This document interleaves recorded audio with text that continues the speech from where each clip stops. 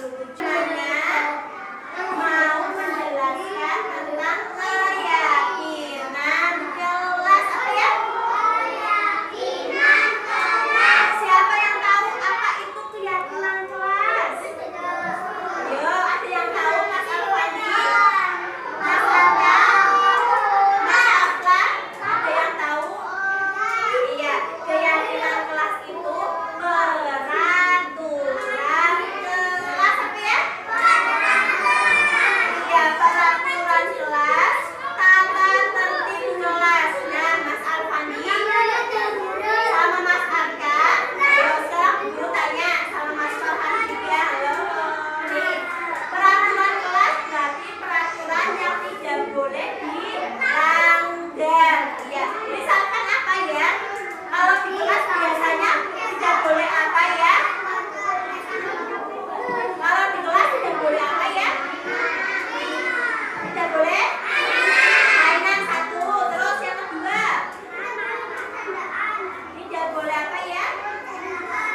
Iya, terus kalau di kelas misalkan iya sama temannya tidak boleh nakal. Ada lagi jangan berantem.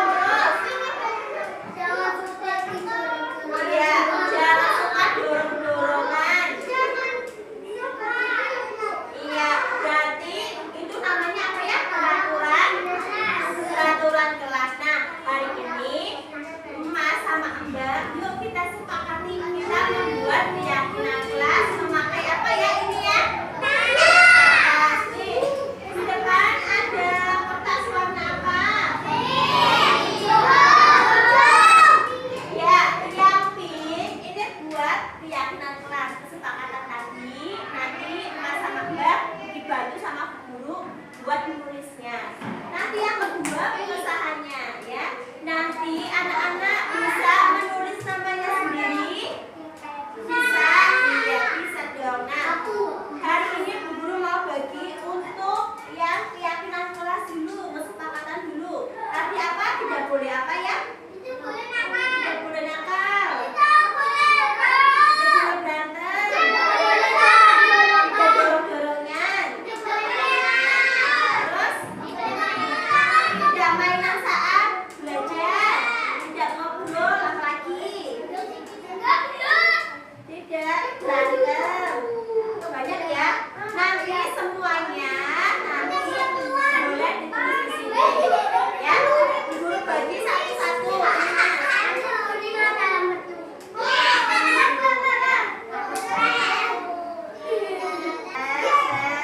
Kalau sudah ditulis, dibuka ininya. Nanti tempat sampahnya di sini ya. Tempat sampahnya di sini. Ini nanti di tempel. Itu ya. Siap? Kalau sudah ditempel, duduk manis lagi. Oke? Iya, sekarang dari Mas Atta, maju sini. Guru tuliskan. Tidak boleh apa ya? Tidak boleh nakal. Terus apa lagi ya? Iya, boleh.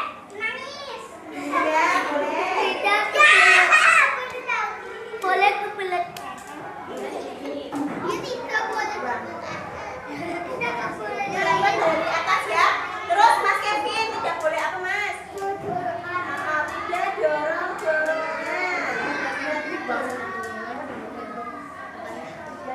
Oh ya, boleh dulu. Boleh. Ditempel. Boleh ditempel. Ayo Mbak. Ditempel. Selain itu apa lagi Mbak? Oh iya.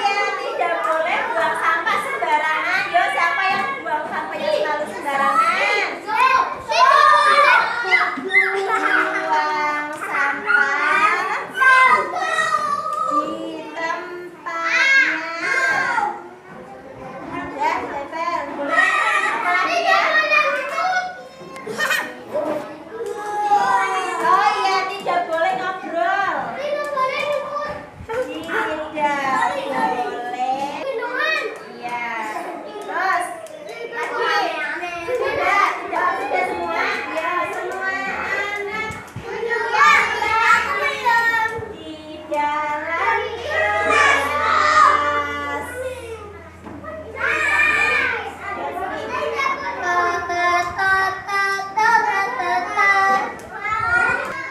Nah, sekarang Bu Guru sudah tahu keyakinan kelas masing-masing. Terima kasih ya sudah mengeluarkan pendapatnya masing-masing. Bu Guru baca ya.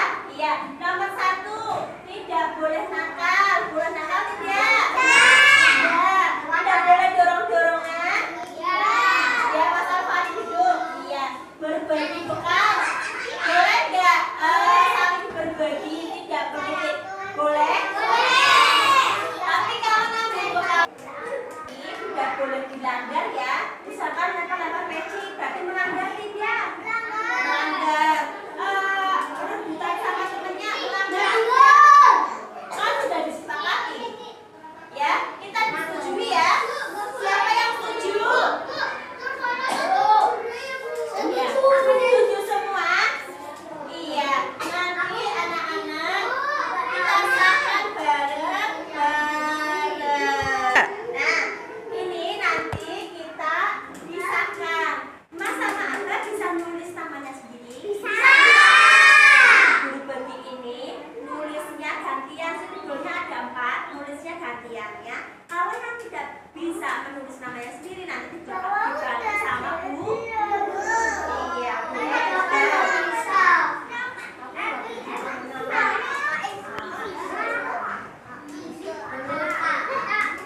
nanti antaranya siapa atau Bu Guru tunjuk. Nah, Bu Guru udah bagi, nanti anak-anak nulis namanya sendiri. Antri, ini ada berapa ya? 4. Berarti dari belakang dulu yang Mbak. 1, 2, 3, 4. Mbak Olive sini.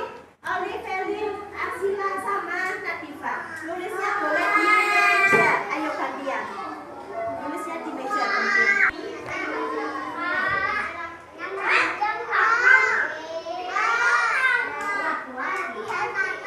Langsung ditempel.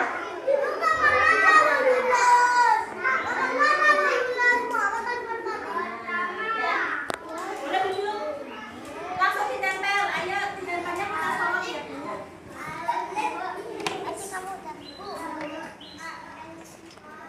Mandek. Ya, tempel ya. Jangan pusing ya. Ya, 4 lagi. Tempelnya nanti ya. Lihat ya, lihat di atas. Lihat ada bukunya di atas. Syahira tulis, bisa nggak?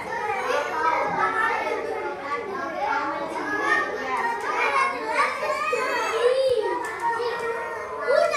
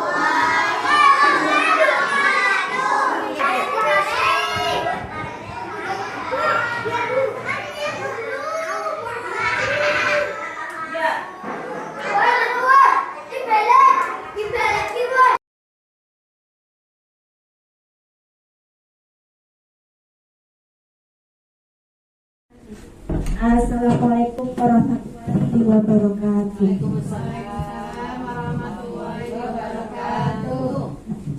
A'udzubillahi minasyaitonirrajim. Bismillahirrahmanirrahim. Alhamdulillahirabbil alamin. Wassalatu wassalamu ala asrofil anbiya'i wal mursalin Sayyidina Muhammadin wa ala alihi wa ashabihi ajma'in. Rabbi sholli sadri wa yassirli amri wahlul 'uqdatam min lisani yafqahu qawli, amma ba'du. Yang kami hormati Ibu Kepala TK, Ibu Bu Murni Irawati, dan yang kami banggakan segenap Dewan Guru TK Muslimat NU 01 yang saya banggakan. Sebelumnya marilah kita panjatkan puji syukur kehadirat Allah yang Maha Esa yang telah melimpahkan rahmat dan hidayahnya sehingga pada siang hari ini kita dapat berkumpul di ruang guru. Terima kasih kepada Ibu Kepala TK dan semua Dewan Guru TK Muslimat NU 01 yang telah bersedia menyempatkan waktunya untuk mengikuti acara pengimbasan salah satu materi di pendidikan guru penggerak. Bapak, ibu-ibu yang kami hormati, sebelum acara kita mulai, kita buka dengan bacaan basmalah. Bismillahirrahmanirrahim. Untuk selanjutnya saya persilakan kepada Ibu Kepala TK untuk menyampaikan sepatah atau dua kata-kata untuk sambutan sebelum saya memaparkan materi tersebut. Kepada Ibu Murni Irawati kami persilakan.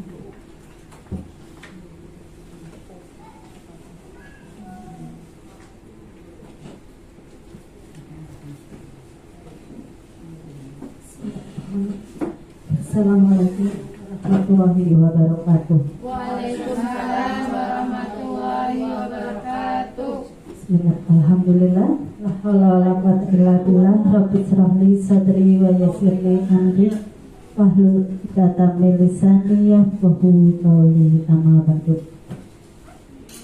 Yang saya hormati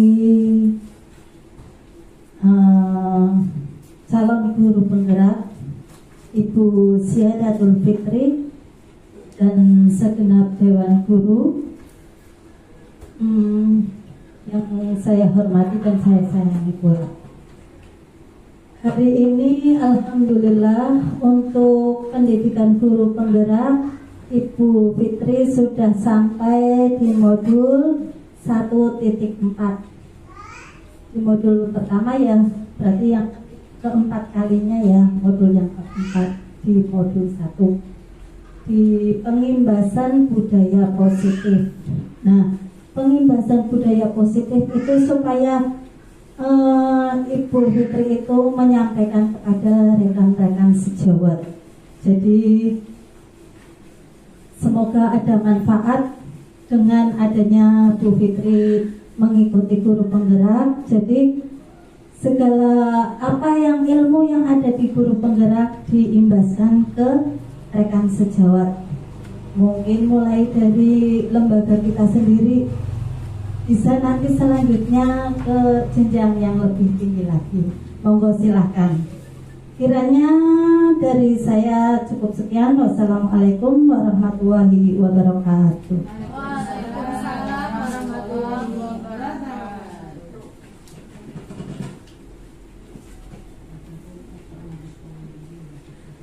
Terima kasih atas sambutan dari Ibu Kepala TK, Ibu Murni Irawati. Semoga sambutan ini bermanfaat untuk kita semua, nggih. Untuk acara selanjutnya yaitu acara inti yang akan dibawakan oleh saya sendiri. Sebelumnya saya mohon maaf, saya berdiri di sini itu untuk berbagi, Ibu, share pengalaman atau wawasan dan juga pemahaman saya selama mengikuti pendidikan guru penggerak. Dan alhamdulillah presentasi pengimbasan budaya positif di modul 1.4 itu untuk salah satu pemenuhan tugas di salah satu pendidikan guru penggerak. Dan alhamdulillah pada hari ini saya berterima kasih kepada semua rekan sejawat saya sudah menyempatkan baik dari tempat maupun peralatan dan juga waktunya ya ibu-ibu untuk memberikan pengibasan saya kepada panjenengan sami. Baiklah, untuk mempersingkat waktu ya Bu, saya langsung saja monggo Bu yang selanjutnya.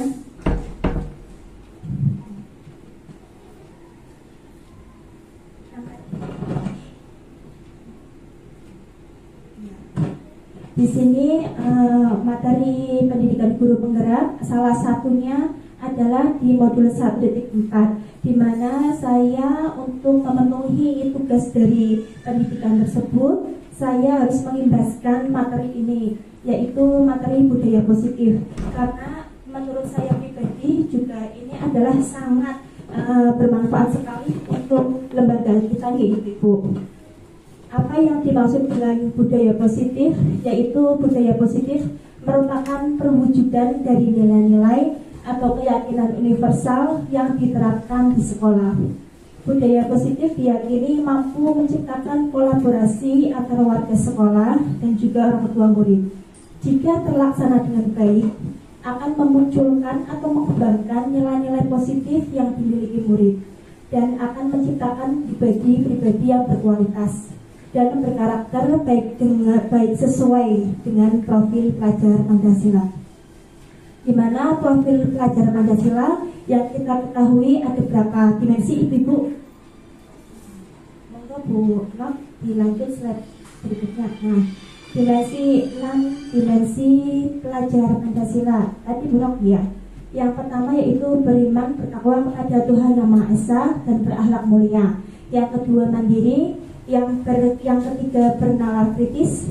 Yang keempat kreatif. Yang kelima bergotong royong, dan yang keenam itu berkebinekaan global, di mana kita udah menerapkan kurikulum merdeka. Jadi kita harus memegang teguh 6 dimensi tersebut, baik untuk pembelajaran maupun diterapkan di lingkungan belajar lembaga tersebut. Dan alhamdulillah untuk sejauh ini kita sudah menerapkan 6 dimensi tersebut ya Ibu-ibu. Untuk yang selanjutnya yaitu konsep dasar modul 1.4 tentang budaya positif. Yang pertama yaitu perubahan paradigma belajar, disiplin positif, kebutuhan dasar manusia, motivasi perilaku manusia, posisi kontrol, keyakinan kelas, dan segitiga restitusi. Monggo Bu Nok. Nah, di sini yang pertama kita membahas tentang perubahan paradigma baru. Di sini kita cara pandang kita sebagai pendidik dengan murid-murid kita setiap harinya, di mana stimulus respon jika kita melihat kebutuhan kita sama, yang lain itu sama. Padahal kita sebagai guru harus mempunyai teori kontrol, yang artinya kebutuhan kita itu berbeda. Tidak akan sama ya ibu-ibu. Apalagi kebutuhan murid dan kebutuhan murid lainnya itu saling bertolak belakang, biasanya seperti itu. Dan kita harus memandang bukan stimulus respon, karena stimulus respon itu kita melihat realitas itu benar-benar semua murid itu sama. Padahal seharusnya kita melihat anak-anak kita itu berbeda. Apalagi pelayanannya ya Bu Murni. Itu semua kita harus mencermati. Untuk yang kedua, stimulus respon yang kedua adalah semua orang melihat hal yang sama. Padahal kita sebagai pendidik harus memiliki gambaran yang berbeda kepada anak-anak kita.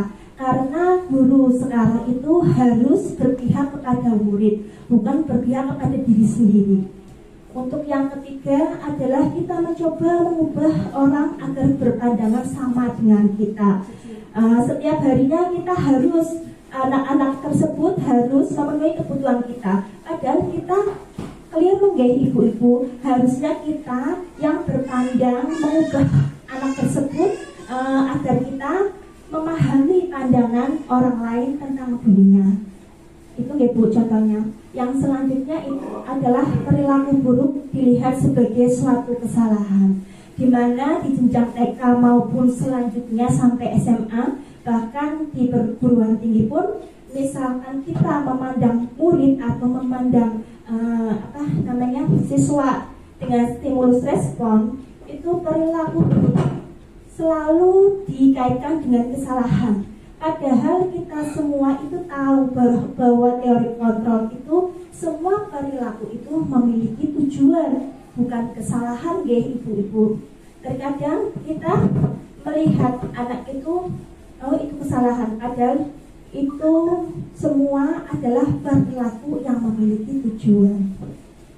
Untuk stimulus respon berikutnya adalah orang lain bisa mengontrol saya. Nah, di sini Bu Guru setiap hari bertemu dengan murid-muridnya, padahal orang lain itu tidak bisa mengontrol kita. Ya, teori kontrolnya adalah hanya Anda yang bisa mengontrol diri Anda. Saya bisa mengontrol orang lain, tapi Anda tidak bisa mengontrol orang lain. Pemaksaan ada pada saat bujukan gagal. Kalau kita menganggap murid-murid kita gagal, maka apa yang kita lakukan? Yaitu berkolaborasi dan menciptakan pilihan yang baru. Misalkan berkolaborasi dengan rekan guru ataupun kepala sekolah. Gimana caranya menangani kasus tersebut ya ibu-ibu? Kita berarti harus bisa setiap hari briefing atau diskusi tentang masalah yang ada di lembaga tersebut. Yang terakhir adalah model berpikir menang atau kalah. Padahal kita sebagai guru harus berpikir menang semua, Bu, gak ada yang salah. Iya, kalau kita berpikir kalah sama anak murid, maka murid kita akan berkelakuan motivasinya akhirnya down. Tapi kalau kita berpikir kepada murid tersebut harus menang semua, berarti anak termotivasi untuk bisa tidak melakukan kesalahan. Nah, Bu,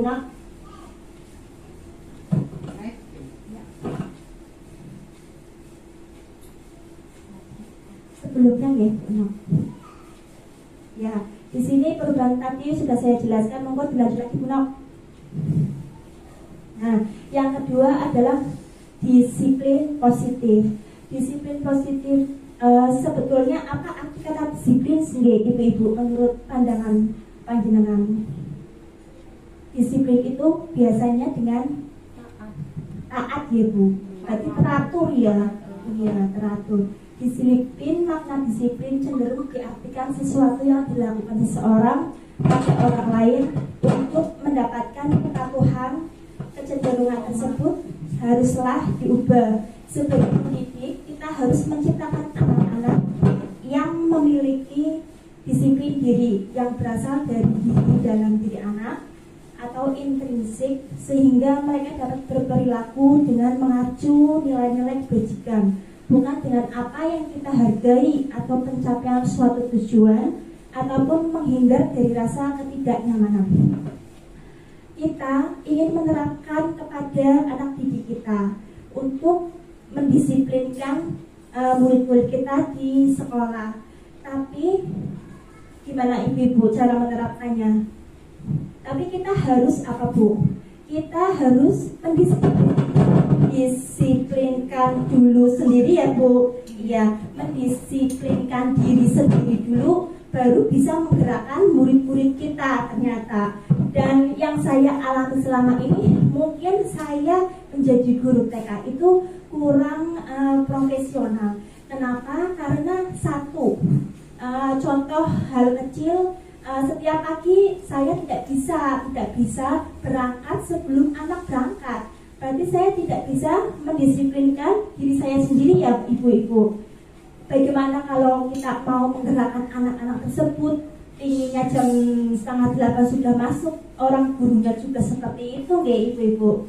Itu hal yang terkecil di setiap harinya, dan mungkin itu menjadi PR saya pribadi untuk menjadi guru yang sangat profesional, tidak mengaitkan hubungan pribadi kita kepada kepada kebutuhan sekolah ini ya ibu.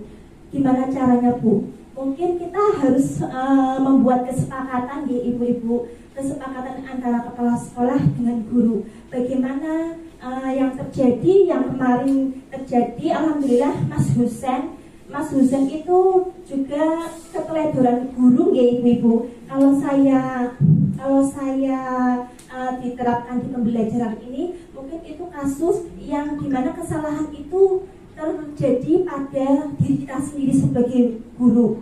Kenapa kok bisa seperti itu? Kasus itu kan. Padahal di luar sana mungkin ada wali murid banyak, tapi kita sebagai guru, walaupun ada orang tua murid di situ, tapi kan kita kan sebagai guru ya, itu kan di lingkungan ya Bu Murni, di lingkungan masih di lingkungan sekolah. Berarti itu tanggung jawabnya orang tua apa tanggung jawabnya ibu guru? Tanggung jawab guru. Iya. Dan selama ini kita terapkan, tapi tidak semaksimal mungkin ya Bu Murni. Dan gimana solusinya? Solusinya ya kita harus duduk bareng, briefing ataupun yang lainnya, ataupun gimana sih cara meningkatkan kinerja di sekolah kita, lembaga kita agar bisa maju ataupun menjadi guru-guru yang profesional gitu. Ya, untuk yang ketiga adalah kebutuhan dasar manusia. Kebutuhan dasar manusia, seluruh perilaku yang dilakukan murid pada dasarnya memiliki tujuan tertentu. Murid memiliki kebutuhan dasar tertentu ketika melakukan suatu perbuatan. Di sini ada kebutuhan bertahan hidup, kebutuhan cinta dan kasih sayang. Murid ingin diterima dan dihargai. Kebutuhan penguasaan, yaitu kebutuhan pengakuan atas kemampuan, dan kebutuhan kebebasan, yaitu kebutuhan akan pilihan. Yang terakhir kebutuhan kesenangan, yaitu kebutuhan untuk merasa senang. Kita ambil contoh aja di kelas Aminah. Biasanya Yusuf ya Bu, Yusuf itu sukanya jail sama temennya. Dia menganggap bahwa hal tersebut itu mencari perhatian ya Bu, mencari perhatian gurunya agar diakui atau kebutuhan kasih sayangnya itu kurang di keluarganya mungkin, dan kita bisa memberikan kasih sayang tersebut atas tindakan ya ibu-ibu. Gimana kok Yusuf seperti itu? Kan kita harus tindak lanjut, dan di sini ternyata ada teorinya ibu-ibu. Di sini ada teorinya. Terus untuk Mas Arkan juga di Khadijah, saya pikir dia tidak mau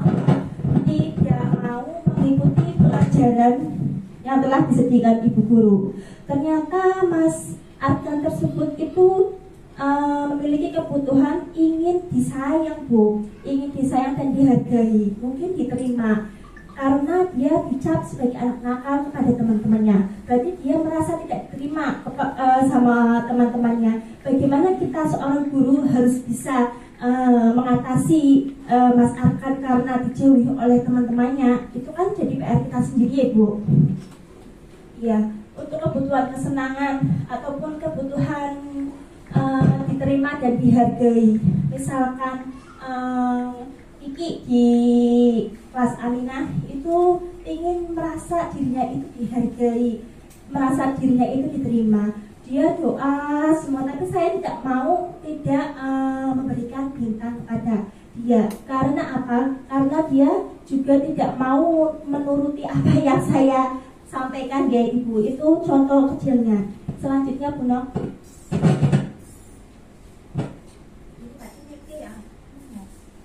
Sebelumnya Bu Nok.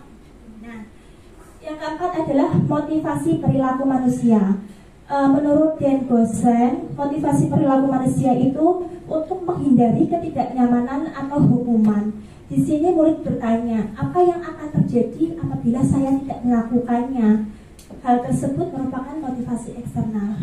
Berarti untuk menghindari hukuman, ya, murid bertanya apa yang akan terjadi apabila saya melakukannya. Berarti dia hati-hati ya Bu, menghindar dari hukuman ya Bu. Itu juga merupakan motivasi eksternal.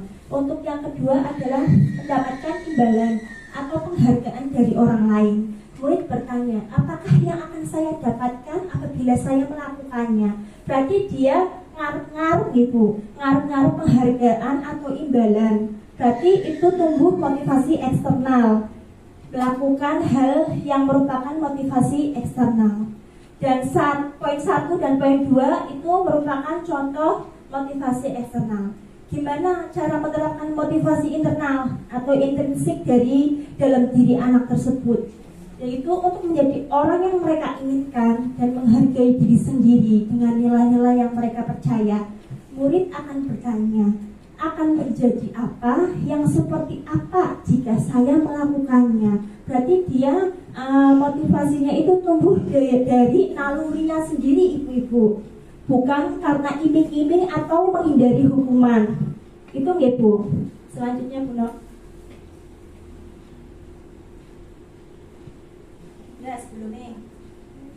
Nah, iya, dorongan yang timbul. Berarti motivasi itu merupakan dorongan yang timbul pada diri seseorang secara sadar atau tidak sadar untuk melakukan suatu tindakan atau tujuan tertentu. Tadi sudah ada gambaran, yaitu motivasi ekstern dan motivasi intern. Murid melakukan kedisiplinan dikarenakan takut menghindar dari hukuman dan mengharapkan bentuk penghargaan. Kalau motivasi intern, murid melakukan kedisiplinan dikarenakan sadar akan nilai-nilai kebajikan dalam dirinya, yaitu menghargai nilai kebajikan diri sendiri. Jadi kita sebagai pendidik harus menerapkan motivasi yang mana, ibu-ibu? Keduanya, tapi lebih condong ke motivasi intern ya, Bu. Saya juga merasakan kebanyakan motivasinya ekstern, Bu Murni, karena setiap hari ngasih bintang terus sama anak yang lanjut, Dok. Nah, di sini ada kasus tentang ibu guru SD kelas 2. Mungkin ini secara umum aja ya, Bu. Ibu Anas, guru kelas 2 SD, mendapatkan masalah. Murid-muridnya tidak bisa tertib berdiri antri di depan pintu kelas dan selalu berebutan masuk ke dalam kelas setelah jam istirahat usai. Ini tentunya sangat mengganggu proses pembelajaran, di mana kelas tidak dapat mulai tepat waktu karena Ibu Anas sibuk menenangkan murid-muridnya untuk waktu yang cukup lama. Ini kelas 2 SD ya, Bu. Akhirnya Bu Anas berpikir cepat dan mengandalkan stiker bintang. Setiap murid-muridnya akan masuk kelas usai jam istirahat. Bu Anas akan mengiming-imingi murid-muridnya dengan stiker bintang. Siapa yang dapat berdiri lurus dan berbaris rapi antri di depan pintu dapat bintang dari Bu Anas. Sebagian besar murid-muridnya menyambut tantangan tersebut dan langsung berdiri rapi di depan pintu agar mendapatkan stiker bintang. Hal ini terus dilakukan Bu Anas selama beberapa minggu. Karena cukup berhasil membuat murid-muridnya berdiri rapi antri di depan pintu, sampai pada suatu saat Bu Anas sakit dan terpaksa digantikan Pak Heru. Pak Heru tidak mengetahui tentang stiker bintang, dan benar saja pada saat mau masuk ke kelas usai jam istirahat, murid-murid kelas 2 kembali berebutan masuk kelas. Lanjut. Nah, di sini ada pertanyaan pemantik, ibu-ibu. Apa yang akan terjadi? Mengapa? Kira-kira apa motivasi murid-murid kelas 2 untuk bersedia berdiri antri sebelum masuk kelas? Dan adakah cara lain agar murid-murid kelas 2 bersedia antri depan kelas tanpa diberi penghargaan stiker bintang? Jelaskan. Menurut Bu Masri, libur, Bu.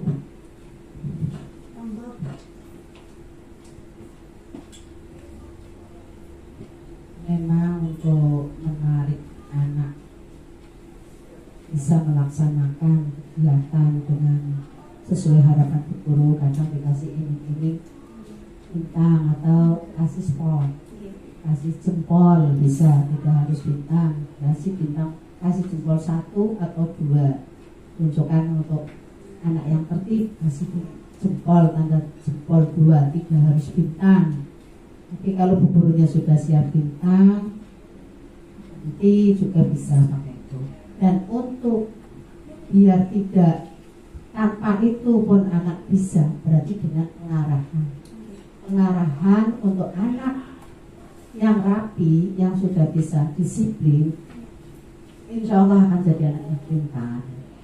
Insya Allah akan jadi anak yang solihah dengan mendengarkan sesuai dengan anjuran dari guru. Misalkan tadi berbaris yang rapi, nanti ada anak yang dari internal itu sendiri langsung, atau kasih yang telinganya sehat, yang sudah tadi pagi mandi, berarti barisnya bisa rapi. Itu juga bisa dengan kalimat seperti itu, dan tetap dipancing kan, tetap dikasih ajakan untuk tertib. Tapi memang ada yang anak memang dari rumahnya atau memang pembawaan anak itu sendiri belum bisa disiplin. Iya, makanya kalau yang sudah katakan sudah kangkir sudah siap untuk menerima pembelajaran perintah dari guru, insya Allah anak-anak itu akan tertib. Tapi tetap ya, tadi dari eksternal juga anak-anak juga membutuhkan. Ngaten nggih. Ngapunten kok pilih. Maturnuwun kata Ibu Masri, ya berarti intinya kita harus mengarahkan dulu ya Ibu-ibu. Ternyata menurut saya pribadi, ini saya hanya sekedar share, mengasihkan anak penghargaan berupa bintang itu tidak efisien karena itu dilakukan berturut-turut atau setiap hari. Tapi kalau penghargaan itu dalam ajang lomba ataupun setahun sekali ataupun setengah tahun sekali, itu mungkin efisien ribet ya. Mungkin kalau di teori itu berarti tidak dianjurkan mengasih reward kepada anak karena tidak efisien untuk dilakukan terus menerus.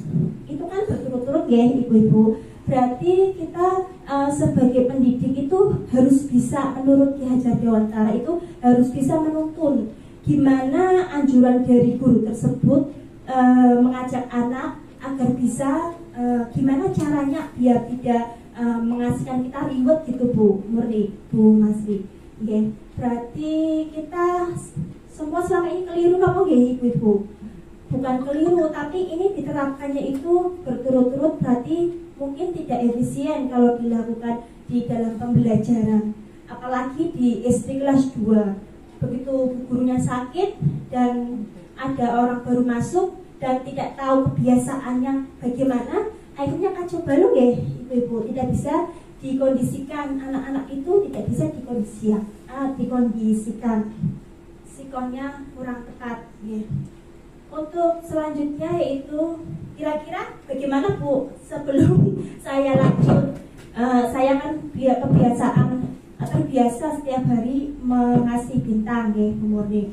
Itu tujuan saya baik, tujuan Bu Masri juga baik, itu karena untuk menggairahkan motivasi ya Bu Masri, motivasi terhadap anak agar semangat. Tapi nyatanya itu penghargaan justru memperkeruh keadaan, di mana antara murid yang lain dengan murid yang sudah dikasih saya bintang, dia akan berkecil hati, kenapa kok saya nggak dapat bintang terus? Karena saya mungkin diam, dan bu gurunya juga konsennya itu ke anak yang benar-benar yang kita inginkan ya ibu-ibu. Berarti kan itu memperkeruh keadaan, berarti hubungan antara guru dan anak tersebut kurang baik. Dan gimana konsekuensinya? Makanya ini saya sampaikan biar kita punya kesepakatan bersama. Tidak harus di kelas saya sendiri, tapi untuk penghibasan semua kelas. Ya ibu-ibu, nanti kita bicarakan setelah ini aja ya ibu-ibu, untuk mempersingkat waktu. Yang selanjutnya yaitu konsep disiplin dengan pendekatan restitusi, sebuah cara menanamkan disiplin pada murid. Apa itu restitusi? Monggo Gunung.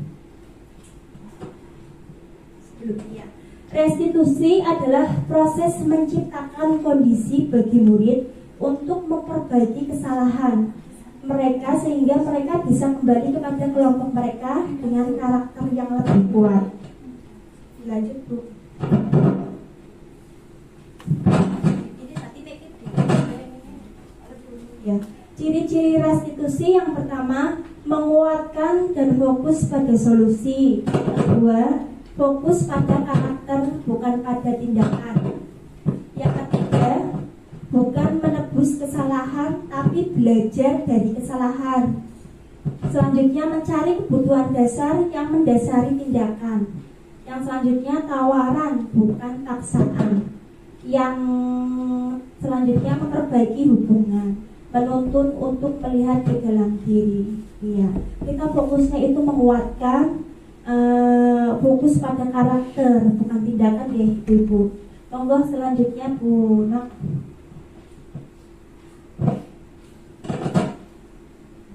Sebelumnya iya, ini murid datang lambat ke sekolah. Contohnya itu umum ibu. Perbedaan hukuman, konsekuensi, restitusi. Nah, di sini hukuman itu murid disuruh berdiri depan kelas. Ini contoh yang verbal aja ya Bu. Kebanyakan mengambil contoh di sekolah dasar. Guru marah-marah ke murid. Murid disuruh menulis saya tidak akan terlambat lagi sebanyak 100 kali. Berarti itu hukuman. Yang kedua, konsekuensi. Guru memberikan konsekuensi berarti dalam kelas selama jam istirahat berlangsung. Guru tegas dan murid menghormati peraturan. Dan yang ketiga ini, restitusi. Guru menanyai dulu keyakinan kelas yang telah disepakati dan guru membantu menyelesaikan masalah. Murid terbuka dan menghormati dirinya dan orang lain. Berarti untuk kasus, kita menangani kasus, kita sebagai pendidik harus memberikan pandangan kepada murid yang telah memberikan memberikan kesalahan ya Bu, atau peraturan yang tidak dipatuhi. Kita sebagai guru harus bisa mengondisionalkan apakah kita mau menghukum, apakah kita harus konsekuensi, dan apakah kita mengambil tindakan melalui restitusi. Mengatakan gitu. Monggo Bu. Ya.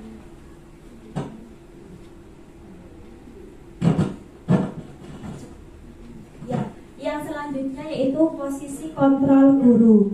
Di mana di sini materi modul ini itu sangat menarik sekali. Ada 5 posisi kontrol guru. Di sini penghukum itu setiap memandang anak itu salah dan dia akan sebagai guru akan menghukumnya. Itu melalui fisik atau psikisnya ya Bu. Untuk yang kedua, membuat rasa bersalah. Dia sebagai guru meluapkan kekecewaannya agar anak itu merasa bersalah ibu-ibu karena mereka melanggar peraturan, dan akhirnya melalui posisi kontrol tersebut dia meluapkan kekecewaan sehingga anak merasa bersalah. Untuk kontrol yang ketiga adalah teman, di mana kita sebagai guru harus menjadi teman bagi murid-murid kita. Gimana solusinya, menasihatinya. Dan yang terakhir adalah manajer. Manajer itu posisi kontrol yang ideal menurut saya, karena manajer itu mengaitkan dengan keadaan sebab akibat. Berarti dia mau mendengarkan alasan dari murid tersebut dan bagaimana konsekuensinya dan gimana cara menanganinya. Berarti itu diskusi dengan anak tersebut yang tidak mematuhi peraturan. Itu namanya posisi kontrol manager. Monggo Bu. Nah, di sini ada permainan Bu. Misalkan Anda dan teman Anda melakukan kegiatan cobalah buka. Misalkan bujur. Tugas Anda adalah mengepalkan salah satu tangan. Iya. Coba Anda bayangkan bahwa Anda menyimpan sesuatu yang sangat berharga di dalam kepalan tangan Anda. Anda perlu menjaga benda tersebut sekuat tenaga dan begitu pentingnya untuk kehidupan Anda. Sampainya Bu Masri misal, Bu Masri mencoba dengan segala cara untuk membuang kepala tangan Anda. Teman Anda, Bu Masri, boleh membujuk, menghardik, mengintimidasi atau memarahi atau mengiming-imingi uang agar bujur tersebut membuka kepalan tangan tersebut. Coba lakukan gerakan ini secara bergantian dan diskusikan kembali dengan rekan. Bandingkan jawaban Anda berbeda atau sama. Bila berbeda, kira-kira mengapa? Coba Bujun ya Bujun. Misalkan ini sangat berbeda, lah terus Bu Masri sebagai teman ingin rayu, Soalnya ini benar-benar kira-kira Bujun akan membuka atau menutup? Bujun akan bertahan. Apa bertahan? Otomatis saya Nih. tetap monggo. Otomatis saya akan bertahan untuk tidak membuka kepalan tangan ini, karena di dalam kepalan tangan ini sangat berharga bagi saya. Walaupun dari Bu Masri merayu mau ngasih ibaratnya uang, aku tetap nggak akan membuka kepalan tangan ini. Membuka kepalan tangan ini tetap saya mempertahankan, karena ini mungkin sangat berharga, berharga bagi saya. Iya. Bu Masri. Menurut Bu Masri, Menurut saya juga ingin memiliki apa yang dipegang Bujun. Ya, makanya saya berusaha sekuat mungkin, malah ngajak teman, yuk dibuka yuk bareng-bareng. Tapi Bujun tetap bertahan, yuk bareng-bareng gimana caranya? Nah, bisa, misalkan dibuka kan nggak bisa. Nanti dengan cara Bujun coba dibuka tangannya kayak apa, saya nggak akan ngambil. Kalau dibuka, lihat, akan ada yang seperti itu tekniknya. Padahal itu termasuk bismillah untuk meraih, karena untuk meraih apa yang dipegang Bujun, dipaksa kan nggak mau buka Bujun. Nah, nanti temannya lain, saya cuma pengen lihat Bujun, karena punya teman penasaran. Saya hanya pernah itu teman yang lain, ternyata ada yang punya ide, coba Bujun saya cuma lihat kok. Terus lagi buka, temannya langsung berhasil itu cetak. Terima kasih pada Bujun dan Bu Masri atas contohnya. Bila mana berbeda, kira-kira mengapa? Nah, ternyata pada permainan itu berarti satu, si A itu ingin mengontrol dirinya sendiri agar mau membuka ataupun menutup. Itu adalah salah satu prinsip orang itu untuk menahan atau melakukan agar dia benar-benar seutuhnya memiliki prinsip yang ada di kepala tersebut. Tapi bervariasi dengan jawaban Bu Masri, karena Bu Masri ingin memilikinya, berarti dia sekuat tenaga ingin merayu Bujun. Tapi di sini kita kembalikan lagi dengan posisi kontrol. Kalau Bujun bisa mengontrol dirinya sendiri, maka dia tidak akan membuka kepala tersebut, tidak akan mempan dirayu siapapun. Dan itu adalah salah satu contoh yang paling berharga menurut saya. Ya, untuk kita sebagai guru harus bisa mengontrol semua murid yang kita pegang di lembaga kita masing-masing. Bagaimana caranya? Dari guru tersebut. Kuncinya itu dari gurunya sendiri. Murid-murid seperti ini kuncinya di bu guru. Berarti ini pembelajaran yang sangat ideal ya Bu untuk kita lakukan. Lanjut ini ya. Ini contoh penerapan tadi. Nah, di sini ada penerapan 5 posisi kontrol. Murid tidak memakai atribut lengkap saat upacara. Kalau di TK itu upacara sangat gaduh, mungkin dorong-dorongan sama teman. Nah, sikap kita sebagai pendidik itu bagaimana cara mengatasi anak-anak biar tidak dorong-dorongan ataupun gaduh di dalam upacara tersebut. Dan itu tadi contoh penerapan 5 posisi kontrol. Yang pertama, penghukum. Sukanya gentak-gentak, ya sama seperti saya mungkin ya, sukanya gentak-gentak pada murid. Dan ternyata itu memang tidak efisien sekali kalau kita diterapkan di sekolah. Apalagi membuat rasa bersalah, ya anak itu Kita meluapkan kekecewaan kita dan anak itu merasa bersalah sekali. Itu mungkin tidak baik kalau kita terapkan di sekolah kita. Dan mungkin untuk pemantau atau manajer, kalau pemantau itu berarti bu guru itu berpegang teguh pada ketertiban. Misalkan ketertiban, di sini sudah menyepakati secara tertib upacara ini bagi kayak gini, tapi itu dilanggar sama muridnya. Berarti itu konsekuensi ya Bu, ikutnya konsekuensi murid antara murid dengan bu guru. Dan yang paling ideal adalah manajer. Manajer itu selalu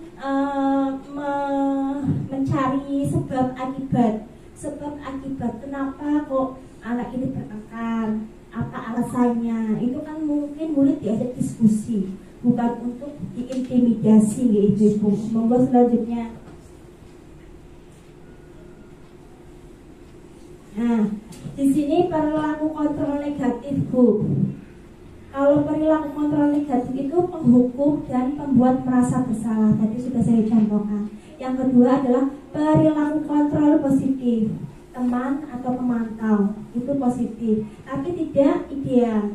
Yang sangat ideal untuk materi ini adalah kontrol diri manajer Bu. Itu mengajukan pertanyaan-pertanyaan. Apa yang kita yakini? Apa yang kamu meyakini hal tersebut? Dan maukah kamu memperbaikinya? Di sini ada solusi gimana caranya anak tersebut memperbaiki tindakan yang salah dan memperbaikinya. Jadi kira-kira hal tersebut akan menggambarkan apa tentang dirinya, ya Bu. Berarti kita sebagai guru setidaknya bisa menerapkan kontrol manajer untuk setiap harinya. Dan di sini adalah ada video gambaran, tapi di situ murid siswa dari SMA. Monggo nanti saya tayangkan habis ini. Dan itu adalah 5 perilaku kontrol yang ada di pendidikan guru penggerak.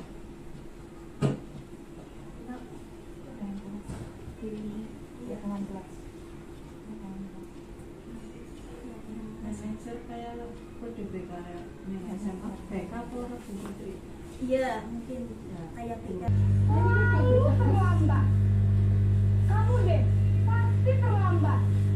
Maaf Bu, saya Apa? Apa coba? Alasan kamu apa lagi? Kapan sih kamu tidak terlambat Bu? Malas sekali ya kamu jadi anak. saya Dasar pemalas. Gak kapok-kapok sih kamu. Sudah berapa kali terlambat? Sana, kamu keliling lapangan basket 2 kali. kenapa saya harus ke lapangan basket Bu? Kenapa? Kamu melawan ibu. Berani-beraninya jawab. Sudah terlambat, masih berani jawab pula. Sekarang, keliling lapangan basket 5 kali sekalian. Biar kapok. Cepat. Pergi sana ke lapangan basket.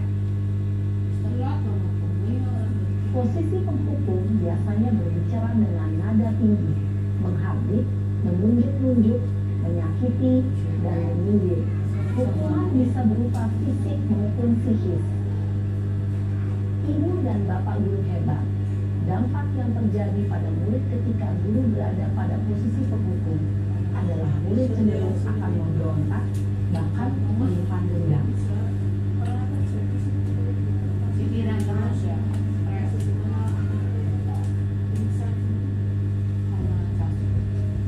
Saya oleh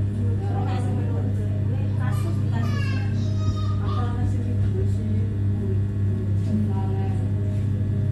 Sharon!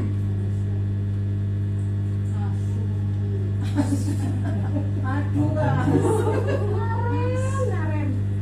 Kamu kenapa terlambat lagi, nak? Ya, Naren.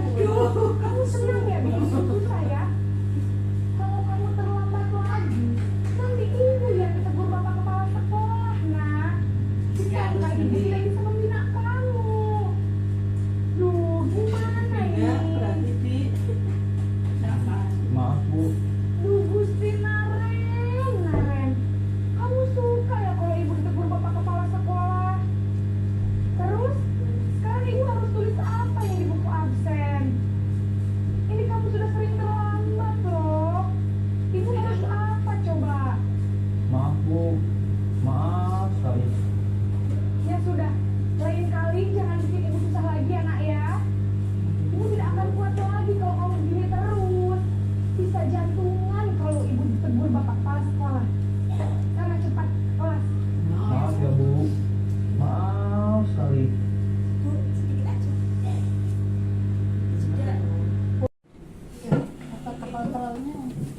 Ya Ibu, tadi sudah melihat video gambaran dari 5 kontrol tersebut. Kira-kira bisa diterapkan di lembaga kita sebagai jenjang fondasi tidak Ibu?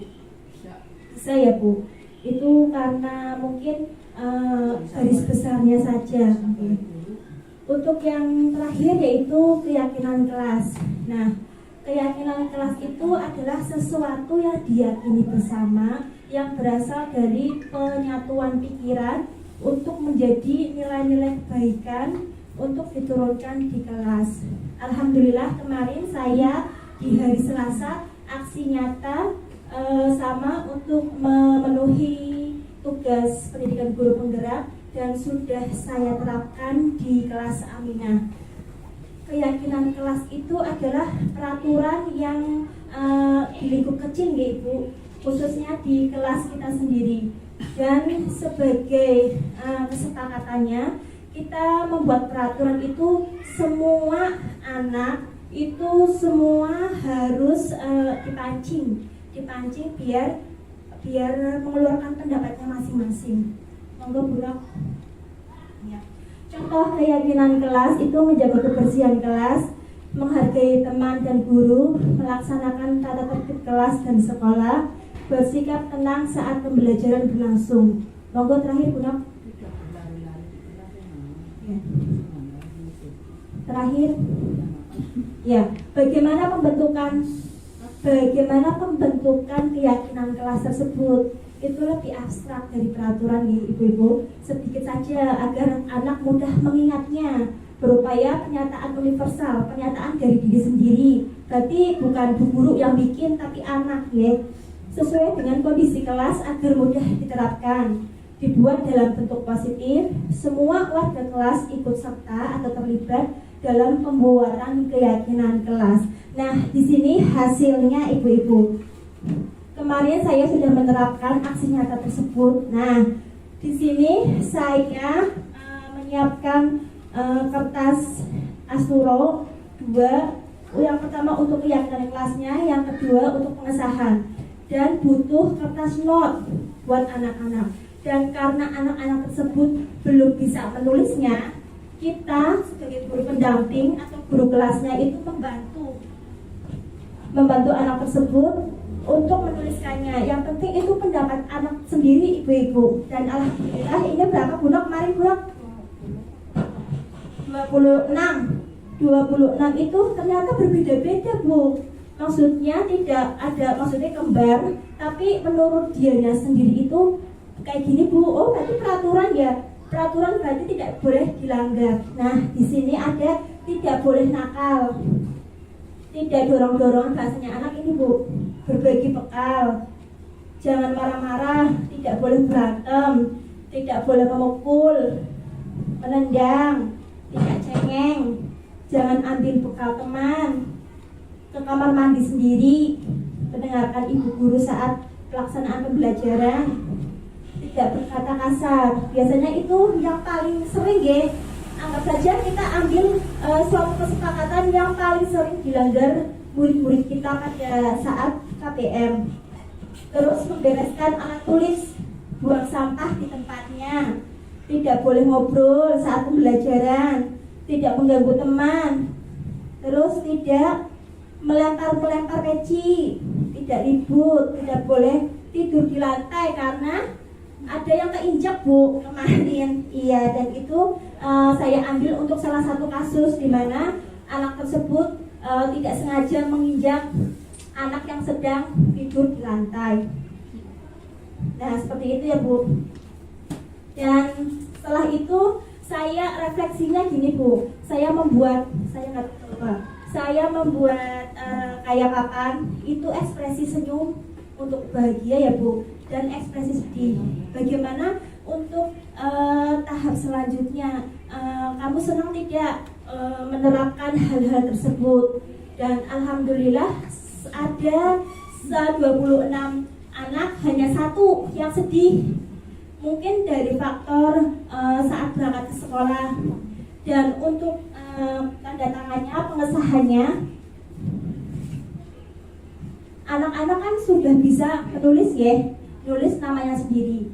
Ini kan pengesahan dari kesepakatan tadi, saya jelaskan ke anak-anak apakah ini sepakat, ternyata menyetujui. Dan cara menyetujuinya biar tidak dilanggar, berarti kita kayak tanda tangan di atas materai ya Bu, intinya kayak gitu. Setelah itu anak-anak di kelompok B kan bisa menulis semua nama-namanya. Anak-anak suruh menulis sendiri nih, yang tidak bisa dibantu sama Bu Guru. Terus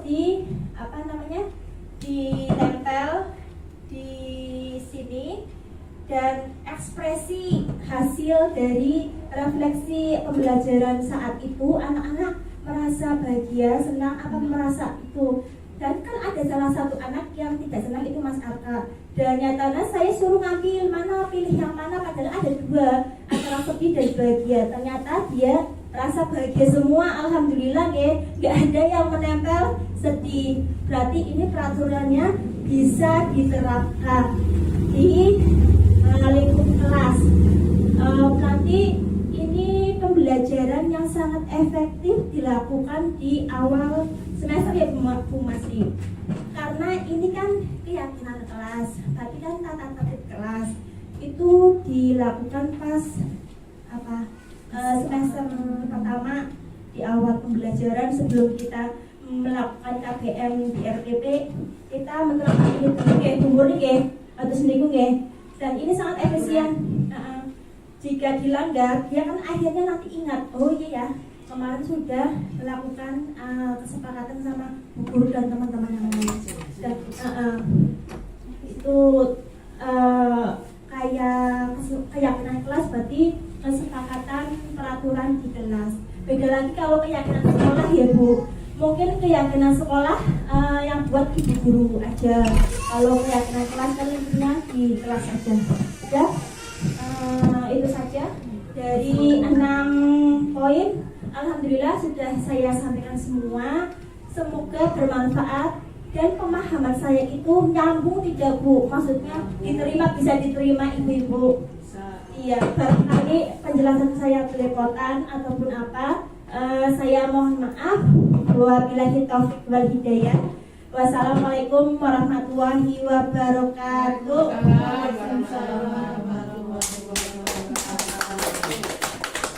Ya, matur nuwun ibu-ibu, monggo seadanya ya Bu. Saya hanya bisa kasih itu sekedarnya saja. Kurang alhamdulillah.